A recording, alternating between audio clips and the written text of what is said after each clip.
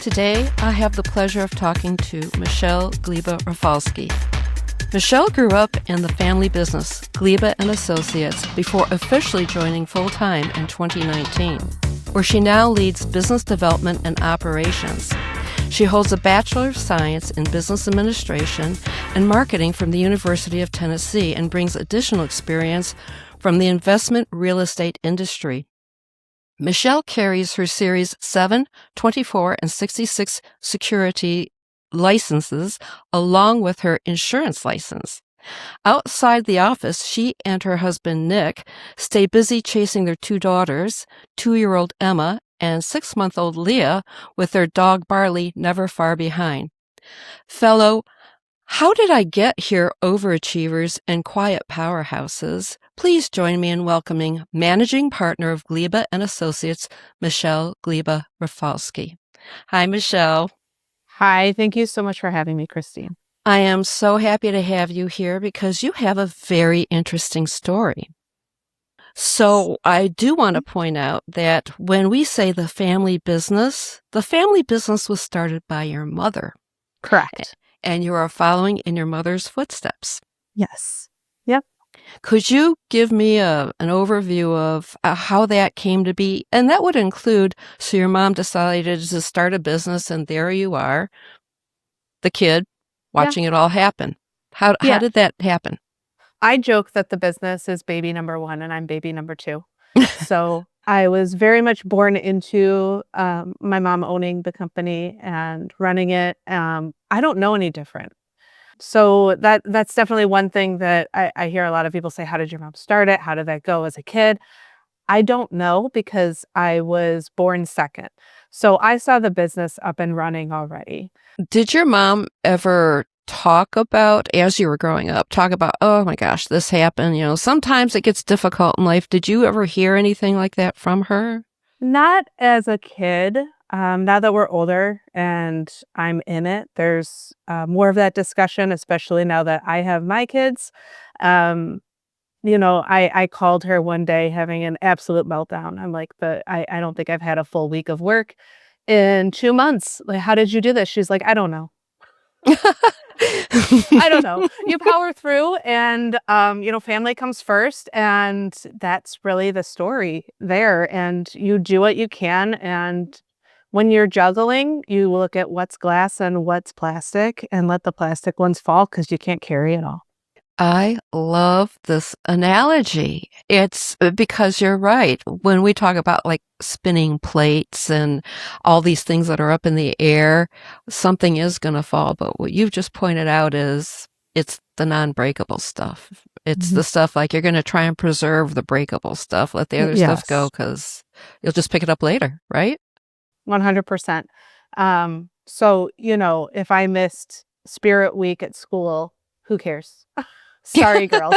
I'm so sorry, but I didn't have the time or the bandwidth to go make sure that you're in Spirit Week, right? But meanwhile, things need to get done. So it's not necessarily family versus work. It's the balance of both. And balance, I hate that word because it doesn't feel like there's any such thing as balance. But I don't have a better word for it. So no, you're right. But there really isn't a better word. And I guess even saying the word makes you feel like you might be accomplishing balance, even if you're not. Mm-hmm. But what is a regular, say, work day like for you? Get up, get the girls off to school. I'm online or in the office by 9 a.m., hopefully. If not 9:05, sometimes that happens. But 9 to 4, I try to focus solely on work and try my darndest to not pay attention to anything home. So 4 o'clock is kind of my cutoff. That's our office hours. And I finish up what I'm doing. I go get the girls. I have girl time and family time until bedtime. That's between 7 and 8. And if I need to log back on, I log back on. It's a grind right now, but that's okay. But it does sound, though, like you are devoting important focus and time to all the important areas of your life, no matter how much of that there is, whether it's an hour with the girls or an hour and 45 minutes with the girls, but that's part of your daily life. Yes. And I say I do my darndest to keep things separate. It doesn't always happen, but I have the intention, and I think that makes a difference. It does.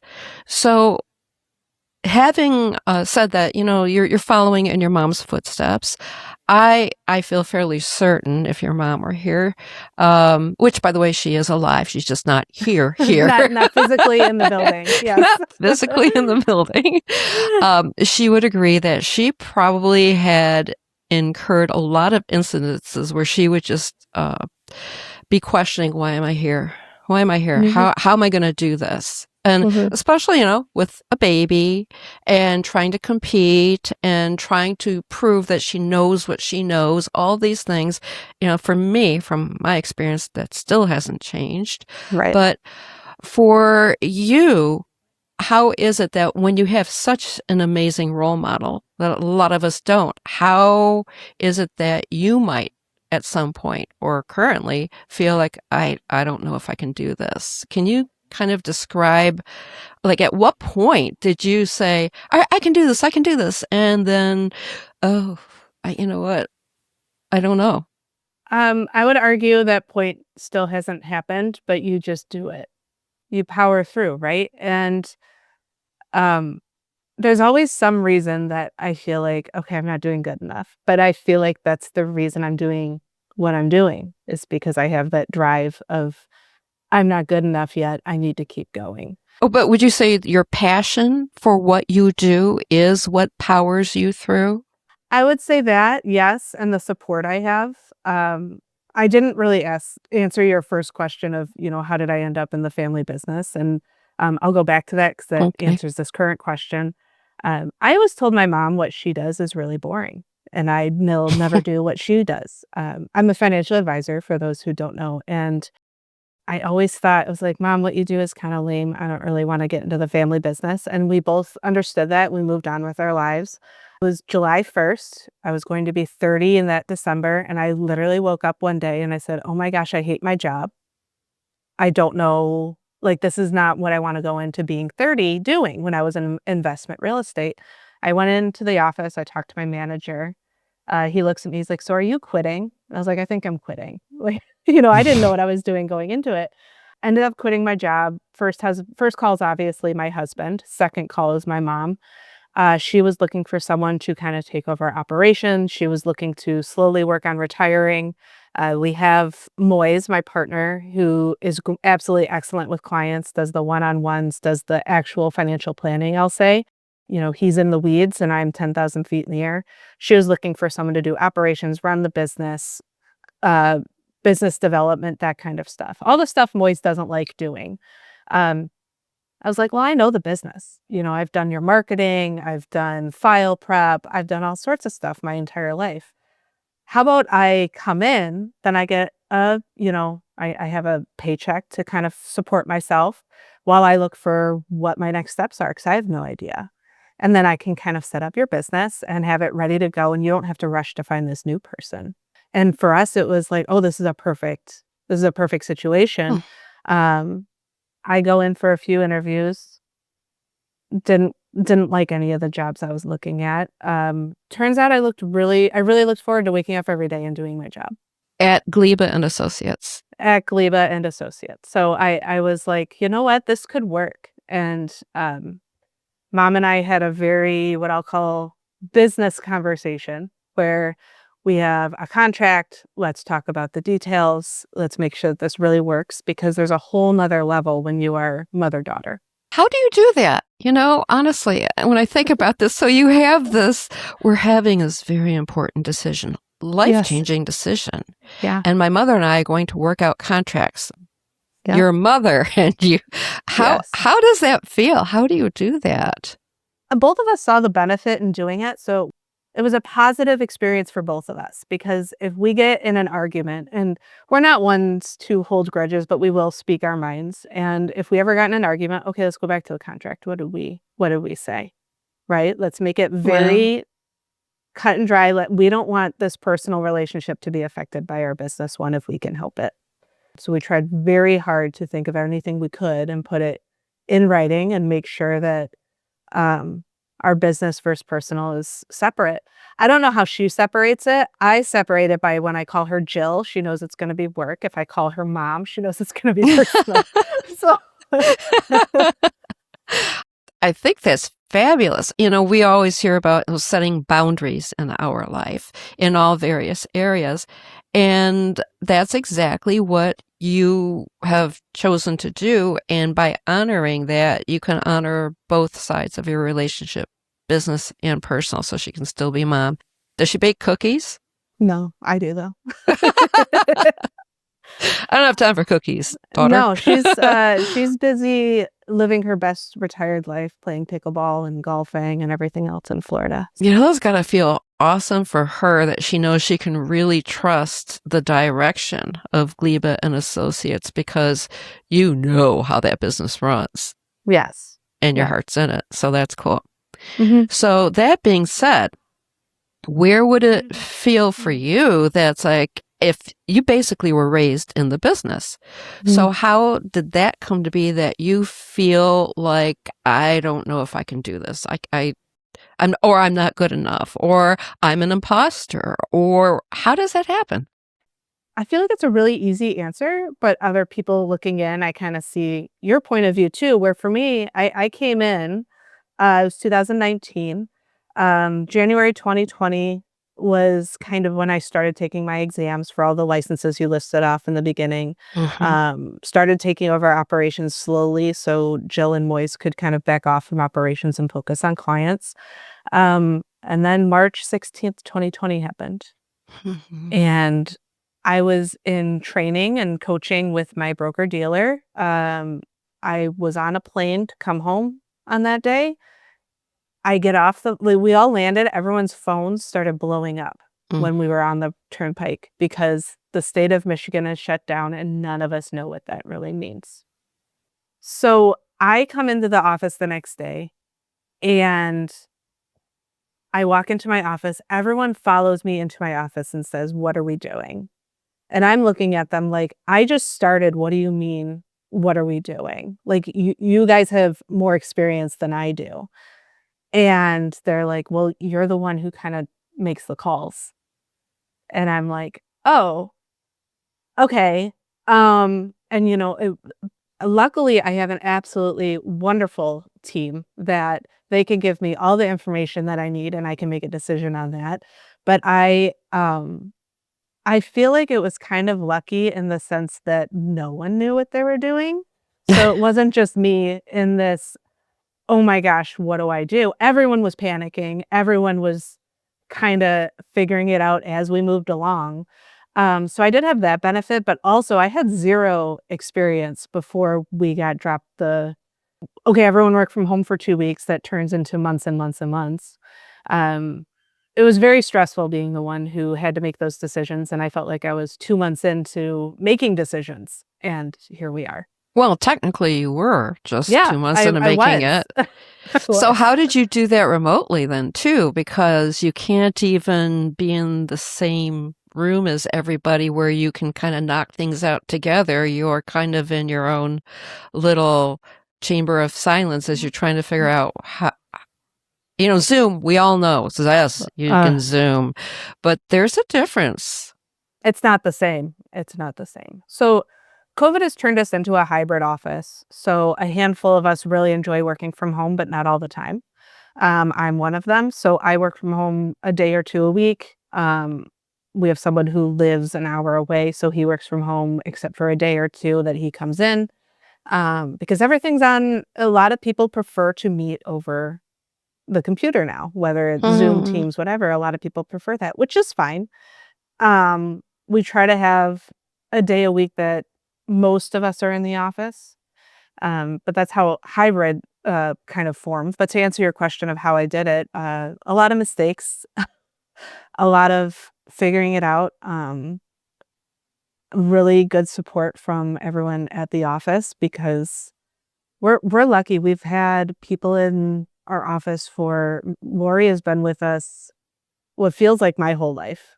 It hasn't been my whole life, but she's been there forever. So she's been kind of my rock. Terry and Moise have been there for 10 years. Gary was hired after me, but we have a good group of people that have been there for a long time and knew how to do their jobs that I was just trying to manage. How do I help you do your job? How do you think it would have, I guess, let's say, turn out? How would that have resulted if you didn't have such a strong support system, not just in your office, but I would assume you probably asked your mom a whole heck of a lot of questions too. Mm-hmm. How, I know this is just you kind of guessing what it would feel like because you didn't experience it, but I'm just curious. Have you any idea, like, how would you have navigated all that if you didn't have the various anchoring points along the way? I don't know. But if there's one thing about me, I like to solve problems, and I would have figured it out. But the support makes a huge difference. When you talk about imposter syndrome, I know a lot of people talk about how they didn't feel support from the outside. My imposter syndrome is a little bit different in that I feel like everyone was kind of pushing me up when I wasn't ready. It was a lot of, my mom and my mom saying, "Hey, like, you're bossy is not a negative word in our household. I want to be very clear, but she's like, you're a bossy firstborn. You got that." And I'm like, "Are you sure?" I like making decisions, assuming I'm given the right information. And a lot of people in our office do not want to be the one that has made that decision. And there is absolutely nothing wrong with that personality trait. It's just the way it is in our office. And you need people who want someone else to make the decision, but will do the research for the decision maker, because I will get very bogged down very quickly with details if I do too much research. But if someone's coming with me saying, "Hey, here's the highlights. What do you want to do?" I can do that. That's my next question then. So you're operating off the highlights because you're right. You can get lost in the weeds very quickly. I too am detail oriented. And that's where the indecision actually ends up coming from, is because you're thinking of that one tiny detail, which in the scheme of things does not really affect the situation on the whole. So when you are about to say, all right, this is what we're going to do, you know how there's that tinge of, boy, I hope I'm right. Mm-hmm. You still feel that, right? Oh, yeah. Yeah. And you just power through until you hit a brick wall and it doesn't work. And then you turn around and try again. To me, that is a perfectly logical answer because it could very well happen. So what do you do? Do you stop operating? No. So for you, I had in previously talking to you, you mentioned that you've actually experienced the imposter syndrome multiple times, and you might even be experiencing it now or in the near future. So as you hit each of these levels, which is how I'm seeing it, each time you experience it, would you say you're experiencing it at a different level, perhaps a higher level now? 100%. I'm not going into this. So my Series 24, what that means is I can supervise financial advisors. And that is a recent license that I've passed and obtained. I'm in the process of learning how to be a supervisor, and that's intimidating. I'm like, what do you mean? I'm 36 and I'm going to be, quote unquote, in charge of people. I'm still, I joke, I was pregnant. I'm like, I'm a teen mom. What do you mean I'm in charge here? And it's like, no, I'm in my 30s. We are fine having children. But there is something about, internally, you forget that you are aging and that you are gaining this experience. And you're probably just as experienced, if not more so than others. But looking into, you're always your biggest critic, right? I mean, That's true. 100%. So I'm not afraid of asking questions and sounding dumb, and I think that makes a huge difference. I went through that. I would say would be my first level of imposter syndrome, is I didn't want to sound dumb. Yes. And so I wouldn't ask questions that I needed answers to, and I would just quietly figure it out. That's not the move, let me tell you. Not the move. I'm glad people are going to hear this from you directly. It's like, no, don't do that. Don't do that. And sometimes I do ask questions that I'm sure I sound like an idiot, but by getting that answer, okay, I understand that better and I can move on and not sit here quietly questioning myself. I don't have a good example, but I think you know what I mean. I do. You know what's very interesting about this conversation to me is originally when I had decided that I need to talk about this because it happens all the time everywhere. The idea of, not feeling like you fit, not feeling ready, not feeling like you'll ever be good enough, all those things that go into imposter syndrome. In my head, I'm thinking, like you hit that point and you say, okay, it's over. And what I'm hearing, and when I think about my own life, it's almost never over. It's just different levels, but hopefully the previous levels power you to the next level. Yes?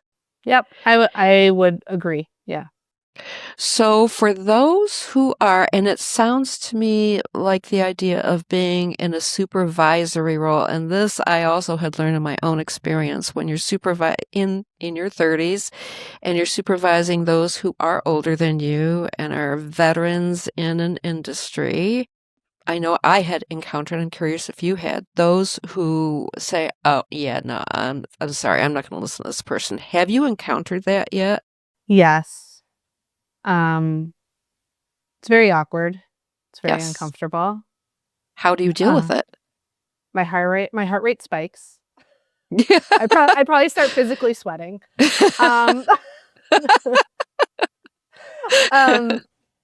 It's happened once or twice, and in the moment I've said, you know what, I'm gonna come back and have this conversation when we're both in a better mindset, and let's schedule a time and figure out the best way to go about this. And that's more for my personal needs than theirs, if we're being honest. But I also think that it sets this precedent of, hey, I'm not letting this go. We're gonna have a conversation. I like to think I'm good in the moment, but I also know better. I have said that more than once where I'm like, now it doesn't seem like a good time to be having this conversation. I don't know if we're in the right mindset. What are you doing next Monday at 3 p.m.? Let's have a conversation then. That right there is very valuable, Michelle. It truly is. Here's the thing. When you're in that particular role, making decisions for others who've been there longer, or at least in the industry longer, to be able to really just stop. It doesn't mean you're going to stop moving forward, but to really take that into account. Take into account and say, all right, we're not in the right headspace, and not let the emotion, because it gets emotional very quickly. And what powers that, I know from my own experience, is how you feel about it, of how you're being interpreted or perceived in that role. And that's where I don't know what their emotion's going through, but I know my emotion is like, I gotta deflect right now because this is not going to go well if I don't. Well, and they say there's, fight, flight, and freeze. I know I'm a freezer. So if I'm being combated and, there's the internet jokes that, my body doesn't know the difference between being chased by a bear and a full inbox in my emails. It's true. I mean, it's silly, but it's true. And when I'm being combated, I freeze and I'm like, I need a moment to go gather myself. And if you start getting very emotional, I know I will start getting very emotional. How about we step back and make sure we're logical about this whole thing? Is it all logic? Absolutely not. Is there emotion? Absolutely. Has there been emotional conversations at work? 100%. But I need time to gather myself, and I've always been that way. So I know that, and that's usually how I handle it. Is it the best way to handle it? Sometimes no, but it works. So honestly, that alone is such a wise piece of advice, because both you and the other person needs time to just sit with it. Just, okay, what's transpiring here, and let those emotions go down a little bit so that some logic can kick in. Because the whole point of this is not to have an emotional battle. It's about to move forward together as a team. And it's just, usually somebody else is like, I don't want to take your direction, even if there's nowhere else from which you'll be getting that direction. So I'm hoping that you can learn to adjust real soon because we're going to move that way. And there's also the argument that, hey, I'm not fighting with you. We're fighting the problem that we're both trying to solve. And we're disagreeing on how to solve that problem. So I would like to hear from your point of view, and I'm going to tell you mine. And unfortunately, I am the one who's in charge, and mine gets a little bit more weight. So unless you can convince me otherwise, we're going to go this direction. And we're battling the problem together. We're going to try my solution first. If it's not working, let's rediscuss, right? But we're battling a problem. We're not battling each other. And I think a lot of people forget that. That's personal and business. That's everything. That's true. Like being parents, everything goes back to being parents right now. But it's like my toddler is going through 2 years old. She has opinions, but isn't very good at expressing them yet. So we have to like play translator all the time. And she'll be starting a meltdown. And my husband and I look at each other. We're like, okay, we're battling the problem together. We're not against each other. We're battling the problem together. So it's a good reminder that you're on the same team. It's just we may have different solutions to the problem, but let's talk about why you think your solution's better and figure out where we need to go. I love this. I seriously love you. Think at this stage of my life, it's like, yeah, I know that. No, not necessarily. I am human. I love that because that right away kind of puts a little pinprick in all of the hot air of the emotion. It just like, you're right. You just refocus together. We need to solve this sitch. So I think that is absolutely the wisest piece of advice we can get today. That's all I can say. So do you have, I'd say a piece, besides that, a piece of advice or some trick, something that you would offer to someone who's in a position similar to yours, realizing, and I for myself going forward can see it's just, you're always leveling up. We're always mutating to another level and then feeling that thing again that, I'm not good enough, not worthy, etc. But I have acquired more tools too. And now this new thing is just think of any movie where you're battling dragons or anything else. Or, if you're in a video game, you're always powering up with a new weapon. Do you have a suggestion, other than that really wise one?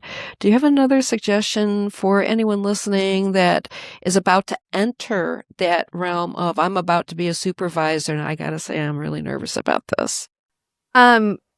I guess depending how you're entering is a big question, but ask so many questions. I came in and I obviously had experience in the business and that I grew up in it, but I wasn't doing it day to day. And the stuff I was doing was it wasn't very deep when I was helping out part-time before I really started. When I started and I started to do operations, I sat down with everybody and I asked them 10,000 questions about their job and what they do every day. And what are you struggling? Most people did not have an answer. I'll be very clear, but I was like, what are you, is there any hard steps that are, clogging the system that you're having a really hard time with? Is there anything you really want me to work on? I will admit I have failed doing that recently, but we try to do it semi-frequently, once a year, if not a little bit more frequent, but I haven't done it in probably a year or two. But it's have a conversation with the people who are in it day to day. And what are you doing? What do you need from me? What kind of support is necessary?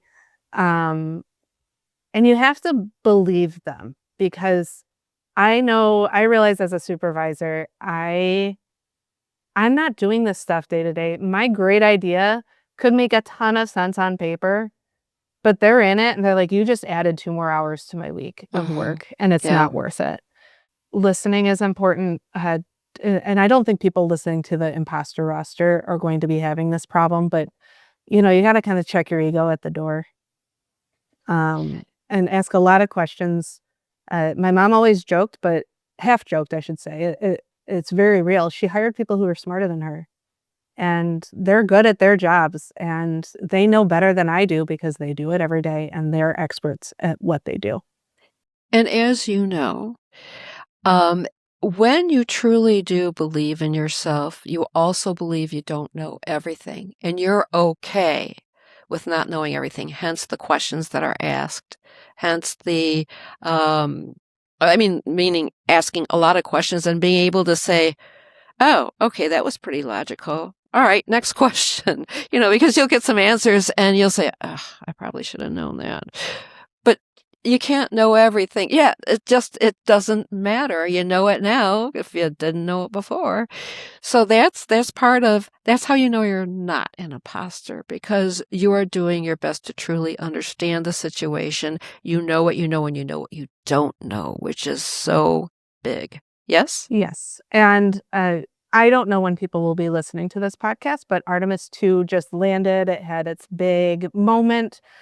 And I loved it. I loved every second. Every God, moment I was yes. able to watch and, Yes. ingest anything from it, I did. If there's one thing looking at those 4 astronauts, you can tell they are the smartest people, but they somehow had 1,000 questions and did not act like the smartest person in that room. They very much were, oh my gosh, I look at all of this stuff that I don't know, and they're thrilled about it. And I feel like that is just such a world life lesson. Yes. World is the wrong word because they were not on the world, but you know what I mean. We are, though. Yeah, we are. But it was just a great moment for me to watch these people that I look up to say, Yeah. oh, wow, that's so interesting. I didn't know that. That was a lot of what they said up there, and a lot of, oh, we can't wait to discover this, this, and this. And the more you know, the more you realize how much you don't know, like you just said. That is correct. You don't have to be in space to have that feeling No, either. you I don't. wouldn't mind if you shot me out there, because I am a NASA girl. Oh my goodness. You would have thought I was in mission control for the last week, for sure. But what you say is it sounds like, well, that's so simple, but people don't do it. They don't execute the question asking or listening and being allowed to feel like, well, I didn't know that, and be okay with it. Just be okay with it, right? Yeah, 100%.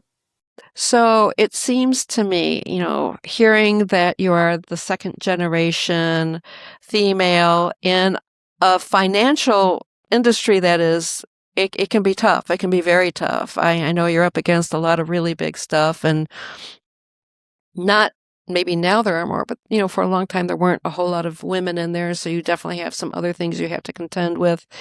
But I think it's really safe to say that you've shown us what it's like to rise above the imposter syndrome, face it again with more tools, and rise again and keep moving. And you know what that means. Let's raise a glass to you, Michelle, because you've boldly stepped off the imposter roster and into your spotlight. So thank you so much for taking time to speak with us. I am looking forward to hearing about all the wonderful things you're going to do with Gleba Associates. And I do hope that people walk away from this particular podcast realizing we don't stop learning. We don't stop asking questions, because when we do, that's when you fall back, right? 100%. Thank you again, Ms. Michelle Gleba Rafalski.